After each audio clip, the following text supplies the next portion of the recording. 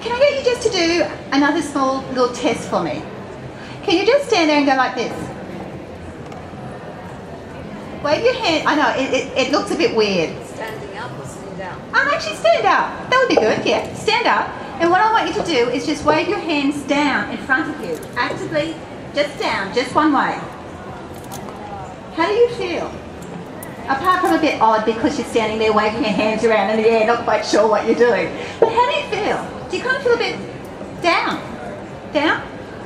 Yeah, how about you guys in the back? Clearing. All right, now what I'd like you to do is the opposite. I'd like you to go and really just move that energy. I can see how you're feeling because you've got this smile on your face now and you kind of go, yay, this is good. What about you guys? Yeah. So do you think maybe, you know, in the middle of the afternoon when you're starting to hit that 2 o'clock afternoon downtime, that you could actually just stand there and go, I'm a bird flying backwards, yahoo!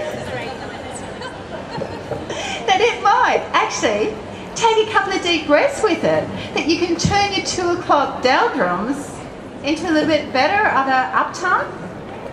Yeah. There's so many different ways that we can actually increase our energy without going to caffeine, Red Bulls, caffeinated drinks. And they're a natural way of doing it, which works well for you. And surprisingly, you don't get the withdrawals from it a little bit later in the day. So it's good. What else do you think we can do to increase our energy? What about the food we eat?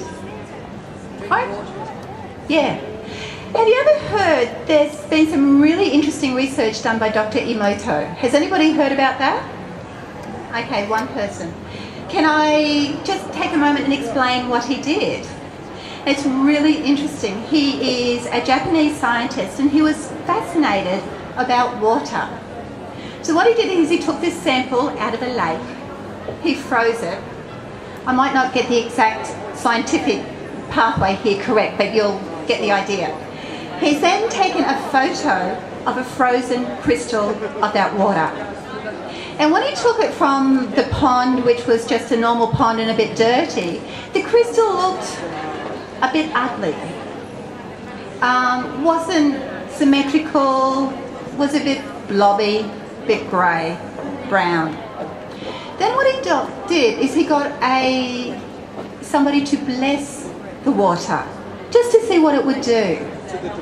Then he froze it again, took the photo, and then what happened was he had this beautiful, beautiful crystal that had this gorgeous shape and that was crystal clear. And he's gone, this is interesting. I wonder what else will affect water. So he continued, he played different music to it. He put it on a bottle, and on one bottle he would put the word peace. On another one he would put prosperity. Yet another one he put war, hate, violence. And once again he took the photos and looked at them. And what do you think? The ones with the word of love and peace on them were beautiful crystals.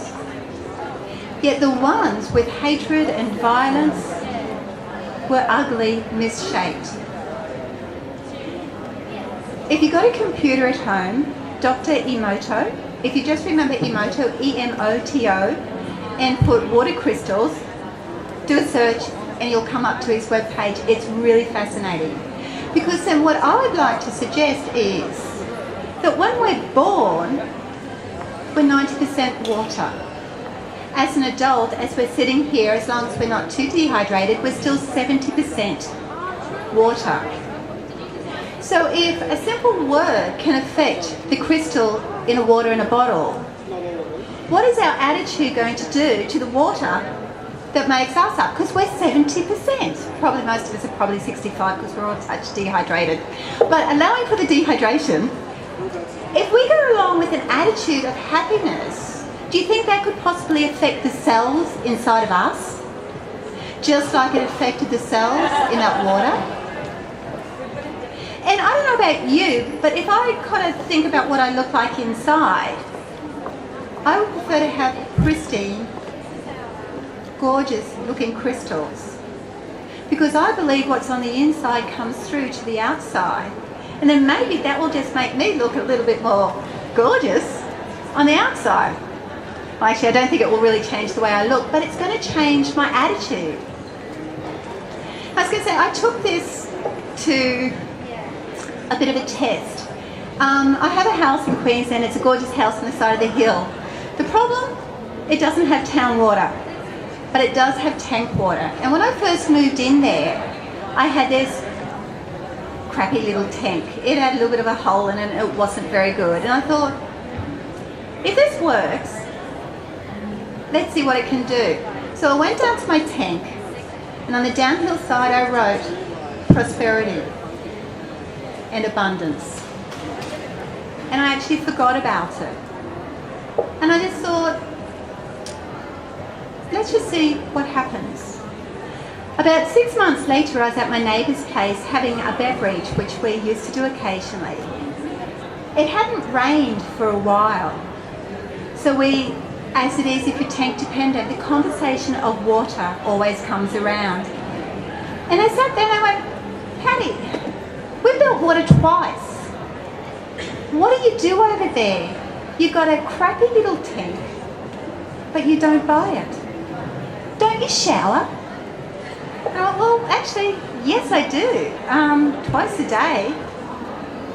But I have these two little words written on my tank. Prosperity and abundance. And from the day that I wrote those words on the tank to the time that I moved out the house, it was never under a third full. I never ran out of water, even though we hadn't had rain for over 6 months. If two simple words can do that to my tank, what can my attitude do for me? If a word written on the side of a tank can cause water to be there, or it was just some really unusual phenomenon, what can my attitude do for me?